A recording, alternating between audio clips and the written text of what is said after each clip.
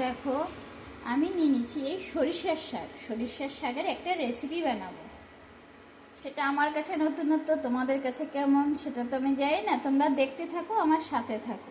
তার জন্য আমি নিয়েছি এই দেখো পেঁয়াজ কুচি, লঙ্কা, টমেটো, রসুন, ধনেপাতা আর আদা। কড়াই বসিয়ে নিয়েছি, এতে আমি একটু বাটার দিয়ে দেবো। সরিষার শাকটা আমি বড় বড় করে কেটে নিয়েছি। আমুলের এই বাটারটা আমি দিয়ে দিচ্ছি। কড়াই আমি এই বাটার দিয়ে দিয়েছি। আমি দিয়ে দিচ্ছি রসুনটা।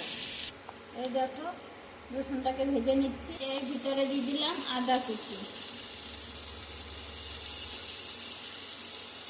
এর ভিতরে দিয়ে দিচ্ছি আমি পেঁয়াজ কুচি। এর ভিতরে আমি লঙ্কাটাও দিয়ে দিলাম। আমি একটু ভাজা ভাজা করে নিই। এতে আমি একটু পরিমাণ মতো লবণ দিয়ে দিলাম। পেঁয়াজটা তাড়াতাড়ি সিদ্ধ হয়ে যাবে। পেঁয়াজ রসুনের যে কাঁচা গন্ধটা ওটা আর থাকবে না। ঠিক আছে, দেখো ভাজা ভাজা হয়ে যাচ্ছে। বাটারে কি সুন্দর খুশবুটাকে আসছে, দুর্দান্ত।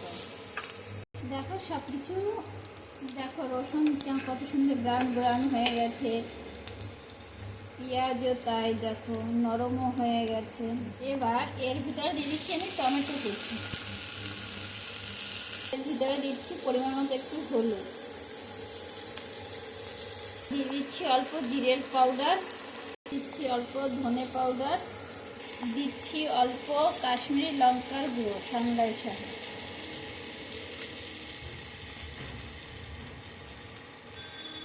দিচ্ছি একটু সানরাইজ শাহি গরম মশলার গুঁড়ো।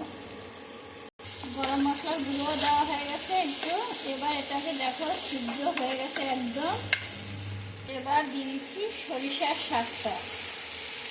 সরিষার শাকটা দিয়ে আমি ভালো করে একটু নাড়াচাড়া করে নিচ্ছি। সরিষার শাক থেকে নিজে থেকেই জল বেরিয়ে যাচ্ছে দেখো। আমি আর একটু লবণ দিয়ে দিচ্ছি, যে পরে আর দিতে হবে না তাহলে। দেখো এর ভিতরে যে জল বেরিয়েছিল সরিষার শাক দিয়ে শুকিয়ে গেছে।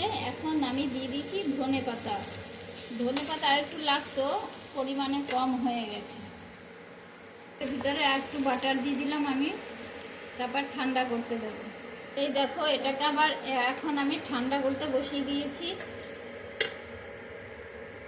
এবার এটা ঠান্ডা হয়ে গেছে, মিক্সির জারে নিয়ে নিচ্ছি। আমি মিক্সিতে নিয়ে নিলাম। এবার এটাকে পেস্ট করে নিচ্ছি। এই দেখো আমার পেস্টটা হয়ে গেছে, কত সুন্দর। দিয়ে দিলাম ঘি, এরপরে দিয়ে দিলাম বাটার, তার উপরে দিয়ে দিলাম শুকনো লঙ্কা। এটাই হলো এর তরকাটা এর উপরে দিয়ে দিলাম। দুর্দান্ত হয়েছে কিন্তু টেস্ট। এইরকম যারা খেতে চাও তারা আমাকে কমেন্ট করে বলবে, ঠিক আছে? আর এটা কিন্তু নতুন রেসিপি, এটা গরম ভাতে খাও বাঙালিরা, দুর্দান্ত। আর এটা রুটি পরোটা সব কিছুর সাথে খাওয়া যাবে। দেখেছো এটার মিহিটা কত সুন্দর হয়েছে, দেখো তোমরা একবার যদি খাও তোমরা বারবার খেতে চাইবে। আর যারা খেতে চাও তুরন্ত আমার বাড়িতে চলে আসো। Tata, bye bye.